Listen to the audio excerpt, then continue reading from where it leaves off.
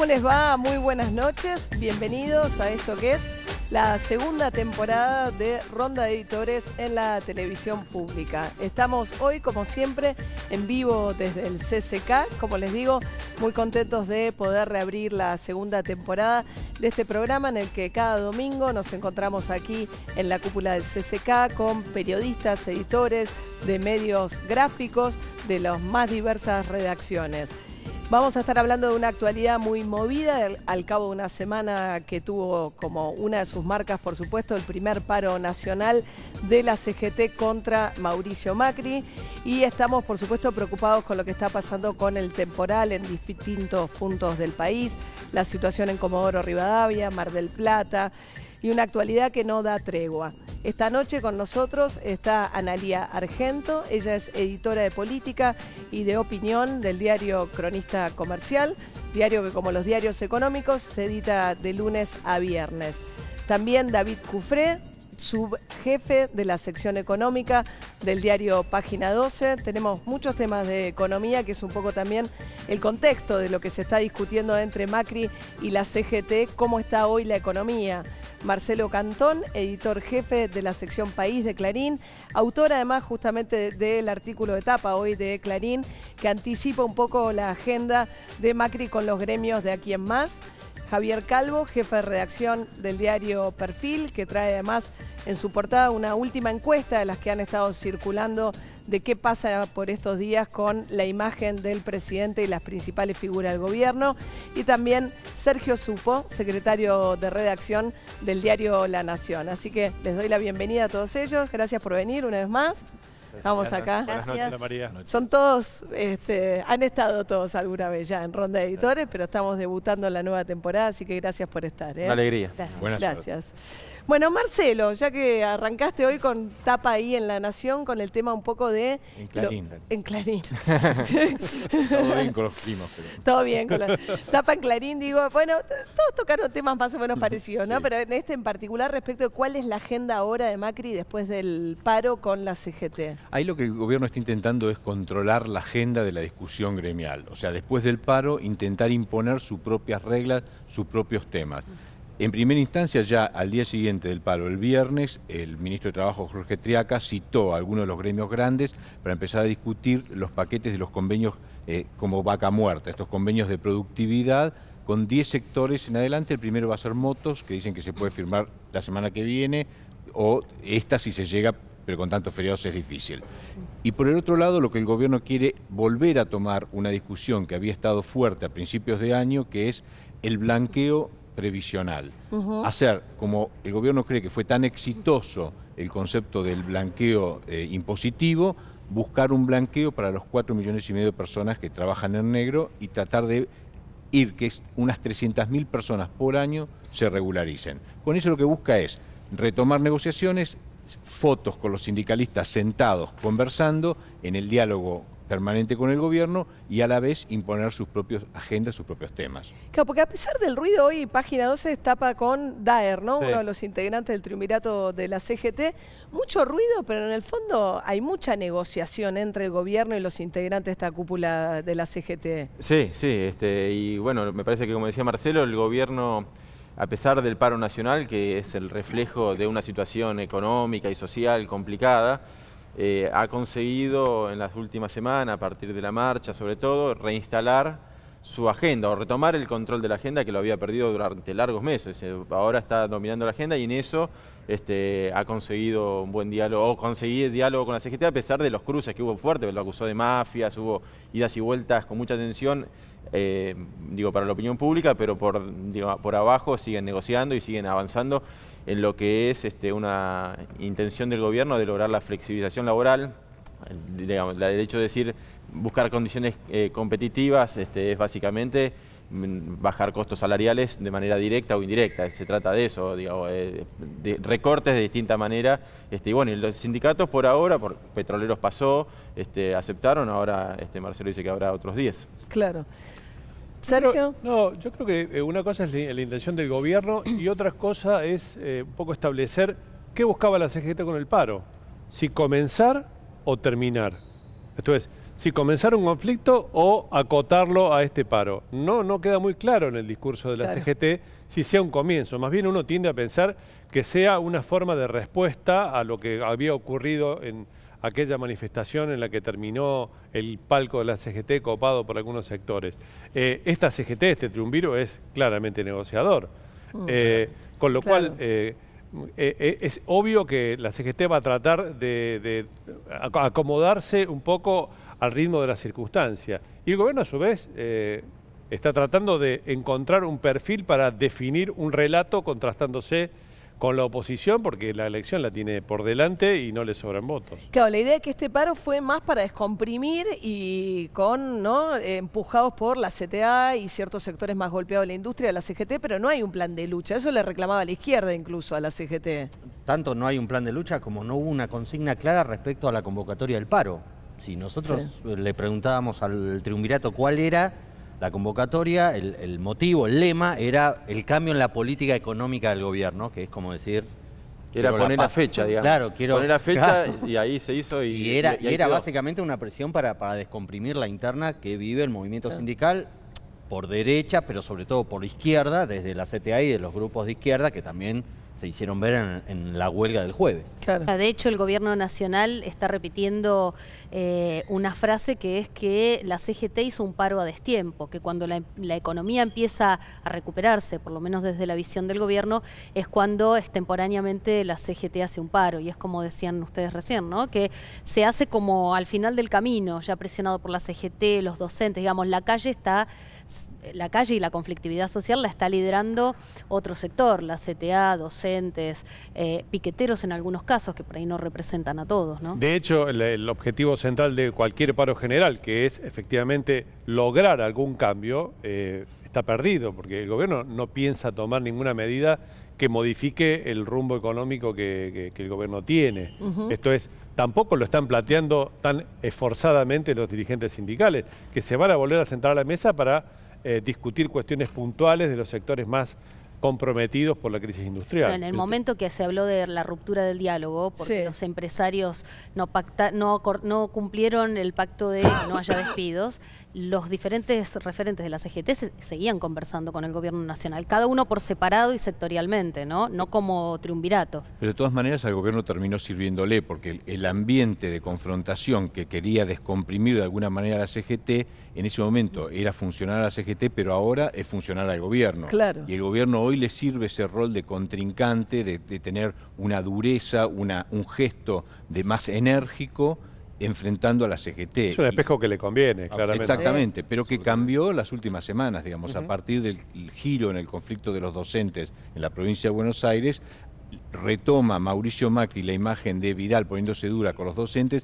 él enfrentando a la CGT y con expresiones en recuperación de imagen pública. Que en algún punto para esa imagen del presidente, las expresiones de Omar Viviani, Roberto Baradel con los paros y demás, terminan siendo funcionales al gobierno. Sí, claro, lo de Viviani, que le dieron una probation que tiene que ir a la iglesia durante un año, a la de San Pedro Telmo, por haber amenazado, recordemos, a los trabajadores que no adhirieran al paro, ¿no? Que no es un ingrediente menor, la marcha del 1 de abril, que también lo pone al gobierno, sin que casi el gobierno la buscara claramente, en un escenario de armar un relato, un discurso propio que hasta el momento el gobierno no tenía. Y que necesariamente tiene que armar respecto del proceso electoral que está en marcha. Sí, parece que eso es, perdón, eso es central, digo, porque el gobierno, digamos, asumió que la realidad es la que es y no la asumió, quiero decir, la niega. Dice, no, estamos bajando la inflación está cada vez más alta, la economía está recuperando, la economía se está cayendo a pedazos, cayó 4,4% del consumo en marzo, según informó hoy la CAME, contra el año pasado que había caído 5,8%. O sea, la situación económica sigue siendo de mucho deterioro. Pero en lugar de eso, el gobierno consigue justamente transformar la interpretación sobre la realidad. En su momento lo intentó con, hay que hacer un sinceramiento o hay que hacer ajustes sobre determinadas variables y, o sea, logró imponer su interpretación de los hechos más allá de los hechos, ¿no? Eso me parece que es importante en la estrategia política del gobierno. Ahora, los hechos son los hechos están, pero el gobierno está logrando que se interprete de acuerdo a su forma de entender las cosas, ¿no? Y me parece que va a seguir en la misma línea porque lo que está tirando como línea así para adelante es un enfrentamiento marcado con la CGT. Ahora ya están hablando de, por ejemplo, buscar en la línea de las mafias, así como destacaba en el caso del Caballo Suárez, en el caso de los de SOMU, ahora hablan de que va a haber otros sindicalistas señalados por el gobierno, casos judiciales que van a empezar a ser destacados, y simultáneamente lanzan todo el blanqueo o la transparencia en las elecciones gremiales, en las cuales están diciendo boleta electrónica, boleta única, cupo femenino, y aquel que tenga una condena en primera instancia no va a poder ser candidato, lo cual saca a una parte importante de los sindicalistas de la escena. Me parece que se viene una etapa de confrontación en la cual el gobierno cree que cobra, que le sirve, que está ganando en en esta pelea con esa dinámica. quizás uno de los sectores que tiene la peor imagen pública, como son los sindicalistas. Sí, para mí el gobierno va cabalgando en algunas fotos que le sirven, ¿no? O los chicos que no van a la escuela, las expresiones de Viviani, Eve de Bonafini pidiendo un golpe en la Plaza de Mayo. Entonces, cada una de esas fotos negativas, los sindicalistas procesados, o bueno, cada punto negativo o cada referente negativo que ve el gobierno, le sirve para este discurso de buenos y malos. Sí. Y la sociedad se divide o la política se divide para el gobierno entre buenos y malos. Y van por la legalidad y por la legitimidad también de aquellos referentes que han sido cuestionados. Fíjate que sobre la marcha del 24 de marzo hacían hincapié en Aníbal Fernández, Eve de Bonafini y el fragmento del discurso o la imagen del helicóptero. Claro. Que son todas fotos que terminan beneficiando al gobierno. Sí, pero me parece que no solamente hay una utilización del gobierno como resultó con la marcha del sábado 1 de abril, sino me parece que el gobierno detecta un humor social que en este momento lo favorece desde el lugar de los malos y los buenos. Y por eso elige enfrentarse, no sé si por absoluto convencimiento, porque convengamos que con algunos sindicalistas muy malos el gobierno tiene muy buena relación. Bueno, el tema de Moyano, digamos, en la AFA, ¿no? Chiquitapa en la AFA, ustedes hablan hoy también de la importancia de Angelici como figura del armado político, que es muy aliado, ¿no?, de Moyano dentro de la AFA.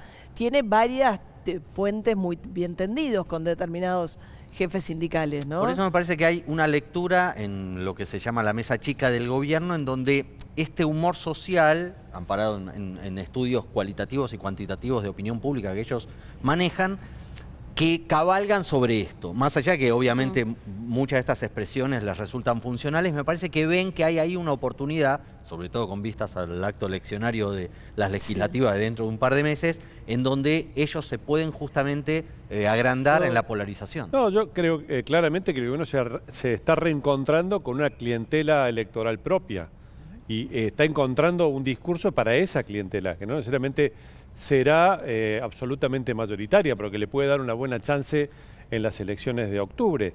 Esa clientela electoral se manifestó el 1 de abril, también se manifestó entre el propio núcleo docente de la provincia de Buenos Aires, que dijo no queremos seguir con los paros. También se manifestó en las redes sociales respecto del paro y su voluntad de que esto cambie.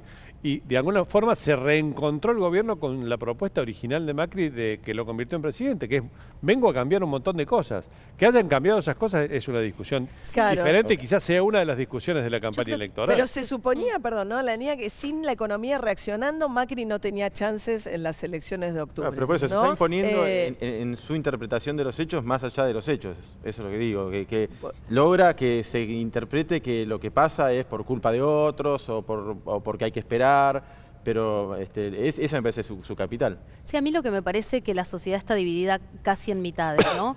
Y las encuestas, fíjate que muestran 52 puntos, 54, pasando apenas el 50% a favor de Mauricio Macri. 58 de imagen positiva en una encuesta usted sube hoy propia en Perfil. Sí, sí.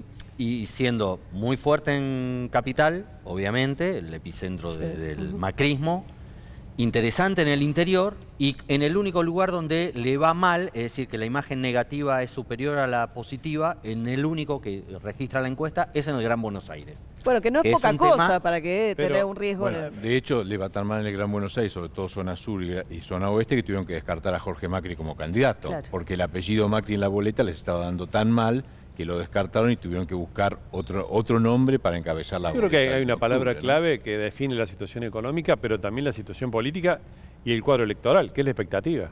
O sea, el gobierno necesariamente, como cualquier gobierno, como todos los gobiernos que hemos conocido en democracia, tienen que vender, en el mejor sentido de la palabra vender, una expectativa.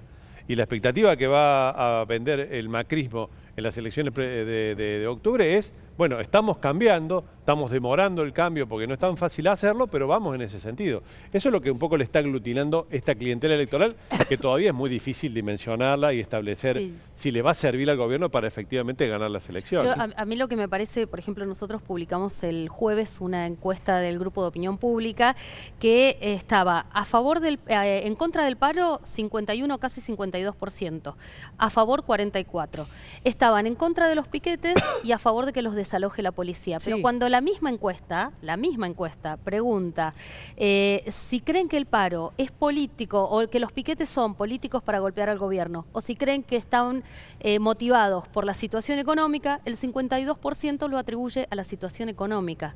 Me parece que eso, y que también es lo que refleja un poco la encuesta de perfiles, hay expectativa, algunas cosas no se quiere piquetes, la gente quiere a los chicos en la escuela, pero ojo que la economía está dando señales de alerta y la gente está viendo que la plata no le alcanza, que alguien... Claro, el desalojo del piquete también fue una cosa clave. Incluso se discutía si a la hora que se hizo todavía hacía falta o si ya se estaban corriendo solos después de la orden judicial de la jueza Arroyo Salgado, pero lo que había era una determinación del gobierno de mostrar la fuerza de seguridad en acción y que ya no iba a haber piquetes que cortaran totalmente rutas nacionales. Un gobierno ¿no? más firme, más duro, más confrontativo, pero además, como decía Sergio, apuntando a sus propios electorados. Sí, claro. Como decía muy descarnadamente una persona en la provincia de Buenos Aires un par de semanas atrás, la escuela pública, los padres de la escuela pública no votan por nosotros. Nosotros tenemos que estar buscando el voto del resto. ¿No vota la escuela el padre? Es un poco el análisis bruto, digamos. Sí, la idea de... La mitad de la población escolar bonaerense es escuela privada y ellos pensaban que estaba más ahí. Cuando se tienen que parar en el punto de los piquetes, ¿de qué lado del piquete está el voto? Me parece que hoy están haciendo un análisis un poco descarnado, un poco frío, pero pensando en ese electorado al que tienen que llegar. El jueves se vio cierto aislamiento de los piquetes desde el punto de vista político, ¿no? O sea, los piquetes quedaron aislados, políticamente me refiero. Sí, o sea, la CGT se corrió. Sí, la CGT incluso dijo la izquierda le está haciendo el juego al gobierno. Se corrió el piquete y quedó la izquierda confrontada con la gendarmería y con la policía. Esta es una pregunta interesante para dejar, David, decir... me parece que por todo lo que venimos hablando, la apuesta del gobierno es fortalecerse en la grieta, que queden bien claros. Esto es nuestra posición, nosotros no queremos piquetes, no queremos esto, queremos una economía que funcione de determinada manera, no nos vamos a mover. Por supuesto, eso deja del otro lado o profundiza la división con otro lado que piensa que todo lo contrario. No hay una intención de acercar posiciones, sino fortalecerse en su posición. En la polarización. Ahora después seguimos charlando, tengo que ir a un corte. Bueno, y por supuesto la preocupación más urgente, ¿no? Que están movilizados con lo que está pasando con el temporal en Comodoro Rivadavia. Están aislados sin agua. Es increíble que una ciudad petrolera, ¿no? Que uno imagina que los años de... petróleo a altísimos valores le pudo haber dejado una infraestructura que los amparara un poco mejor. Es cierto que dicen que están más preparados para el viento que para el agua en la cantidad que lo están sufriendo, pero están sin agua potable en este momento. Sí, una crisis realmente importante y lo que dice, como vos decís, tanto dinero que no terminó aprovechándose para garantizar un mínimo de calidad de vida. Lo mismo vale para Tucumán, ¿no? Lo mismo para Tucumán. Obras anunciadas que nunca se llevaron a cabo. Qué raro, ¿no? Se habla desde el Gobierno Nacional del cambio climático, pero me parece que también hay muchas señales de alerta en el mundo y estudios que podrían haber tomado previsiones, ¿no? Y Mar del Plata también, con un fuertísimo temporal, están suspendidas las clases mañana en Mar del Plata. Vamos a una tanda y enseguida volvemos aquí en Ronda de Editores.